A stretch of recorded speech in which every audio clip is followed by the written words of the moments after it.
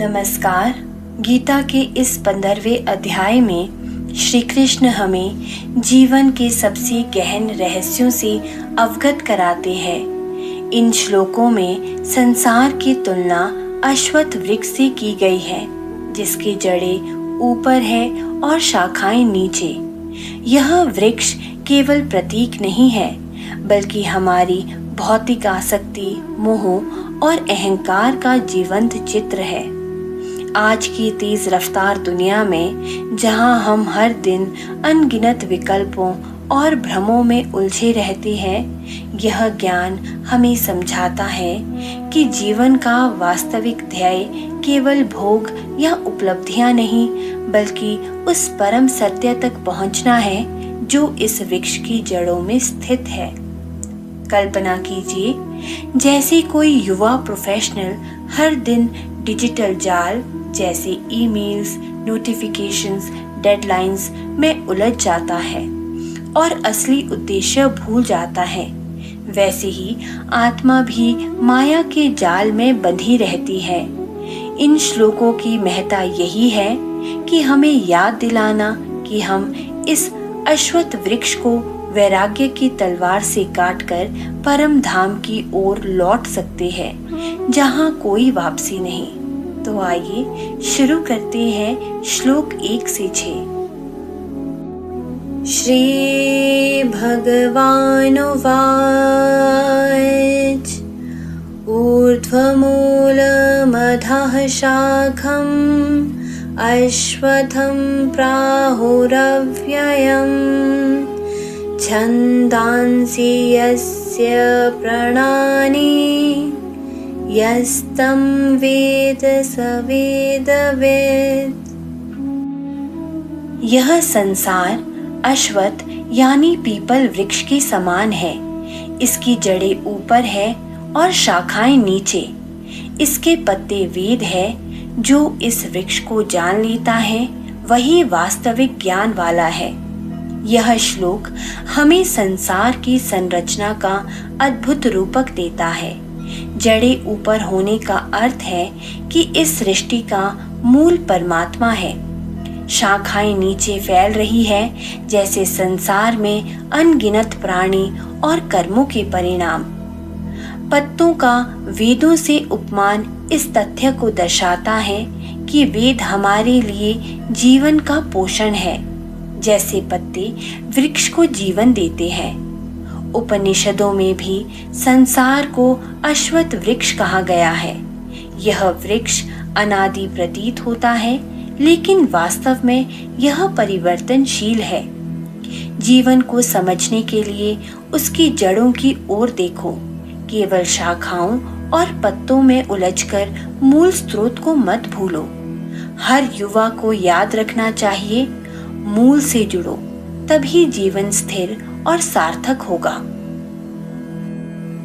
अधश्चोर्ध्वं प्रसुतास्तस्य शाखा गुण प्रवृद्धा विश्य प्रवालः अधश्च मूलान्यनुसन्ततानि कर्मानुबन्धेनि मनुष्यलोके। इस वृक्ष की शाखाएं ऊपर और नीचे चारों ओर फैली है।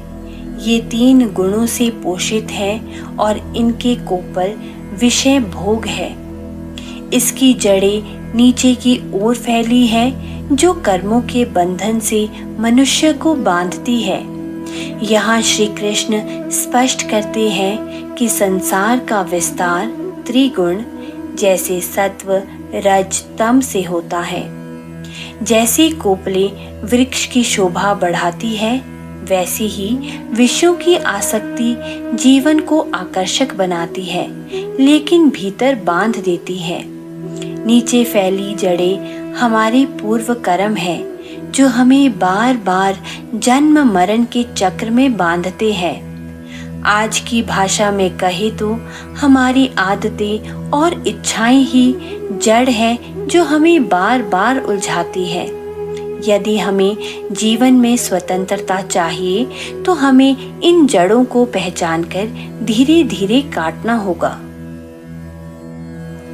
नारूपमस्य तथोपलभ्यते नान्तो न चार्दिर्न च सम्प्रतिष्ठा अश्वत्थमेनं सुविरूढमूल असंगशस्त्रेण दृढ़ेन छित्त्वा। इस संसार वृक्ष का वास्तविक रूप यहाँ समझ में नहीं आता। न इसका आदि है, न अंत और न ही आधार। इस गहराई से जमे हुए वृक्ष को केवल असंग की तलवार से ही काटा जा सकता है। संसार का यह वृक्ष इतना जटिल है कि इसे पूरी तरह समझना संभव नहीं। इसका प्रारंभ कहाँ है और अंत कहाँ है, यह स्पष्ट नहीं। लेकिन श्री कृष्ण बताते हैं कि एकमात्र उपाय है असंग, यानी वैराग्य, आसक्ति रहित दृष्टि। जैसे कोई माली झाड़ियों को काटकर मार्ग साफ करता है, वैसे ही साधक वैराग्य से माया की जकड़न को काटकर मुक्ति के मार्ग पर चल सकता है। असली स्वतंत्रता तभी है जब हम लगाव के बिना कर्म करें। युवाओं को यह सीखने की जरूरत है कि सफलता और असफलता दोनों को बिना आसक्ति के स्वीकारना ही जीवन की सच्ची कला है।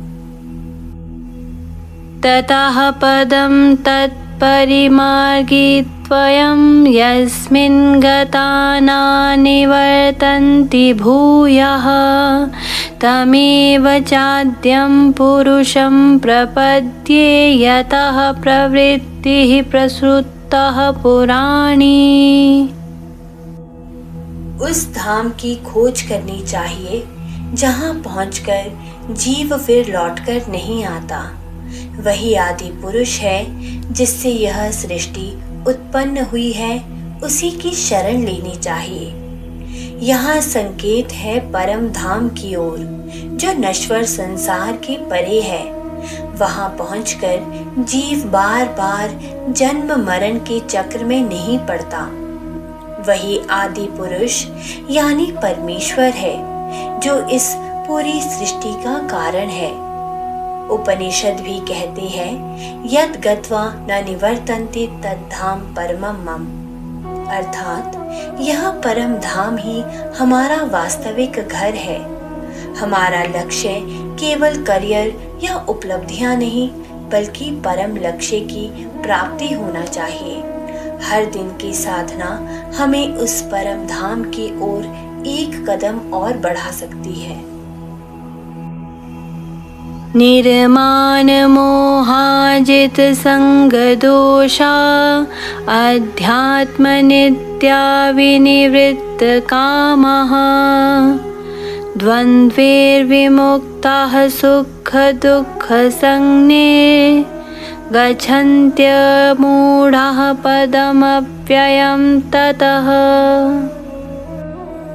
जो मनुष्य अहंकार और मोह से मुक्त है, संग दोष को जीत चुके हैं, आत्मचिंतन में स्थिर है, इच्छाओं से रहित है और सुख दुख के द्वंद्वों से ऊपर उठ चुके हैं, वे उस अविनाशी धाम को प्राप्त होते हैं। श्री कृष्ण मुक्ति का मार्ग बता रहे हैं।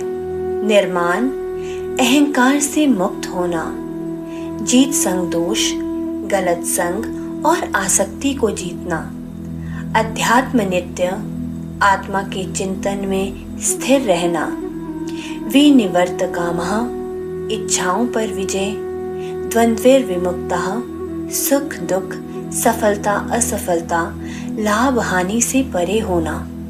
यही वे गुण हैं जो साधक को परम धाम की ओर ले जाते हैं। आज की दुनिया में जहां हर जगह तुलना और प्रतिस्पर्धा है, सच्चा विजेता वही है जो अहंकार और मोह से परे होकर अपने आत्म स्वरूप में स्थित रहता है।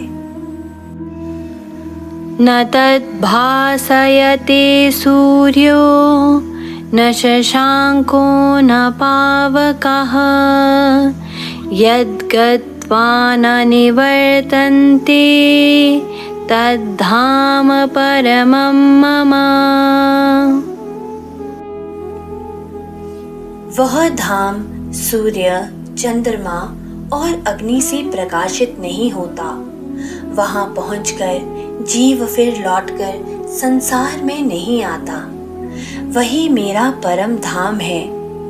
यहाँ श्री कृष्ण उस धाम की दिव्यता बताते हैं कि वहाँ कोई भौतिक प्रकाश नहीं, क्योंकि वह स्वयं चेतना का प्रकाश है। वहाँ ना अंधकार है न मृत्यु। वह धाम शाश्वत है, जहाँ आत्मा अपनी पूर्णता और शांति को पाती है। यह वही अवस्था है जिसे उपनिषद अमृत तत्व कहते हैं। सच्ची शांति बाहर नहीं भीतर है। जब हम परम धाम के प्रकाश को खोजने लगते हैं, तब संसार के सारे अंधकार हमें छू भी नहीं पाते। अध्याय 15 के पहले 6 श्लोक हमें जीवन का संपूर्ण मानचित्र देते हैं। संसार की जड़ों और शाखाओं से लेकर उस परम धाम तक। युवाओं और कर्मशील जीवन जीने वालों के लिए यह संदेश अत्यंत व्यवहारिक है। मोह की शाखाओं को काटो, वैराग्य की तलवार उठाओ और उस परम प्रकाश की ओर बढ़ो। इन श्लोकों का संदेश स्पष्ट है कि संसार का यह वृक्ष अनंत प्रतीत होता है, परंतु इसका मूल मोह और अज्ञान है। केवल वही व्यक्ति मुक्त हो सकता है जो साहस पूर्वक इस वृक्ष को काटकर उस अनादि परम पुरुष की शरण में जाता है। यही वह धाम है जहाँ न मृत्यु है, न जन्म, न दुख, केवल शाश्वत शांति और आनंद है। आज के युवा और कर्मशील जीवन जीने वाले सभी लोगों के लिए यह ज्ञान एक आध्यात्मिक रोड मैप है, जो हमें भ्रम से स्पष्टता, कमजोरी से शक्ति और बेचैनी से शांति की ओर ले जाता है। आइए इस दिव्य प्रेरणा को अपने जीवन में उतारें और प्रतिदिन स्वयं से यह प्रश्न करें, क्या मैं इस वृक्ष की शाखाओं में उलझा हूँ या अपनी चेतना की जड़ों तक पहुँच रहा हूँ? जय श्री कृष्ण।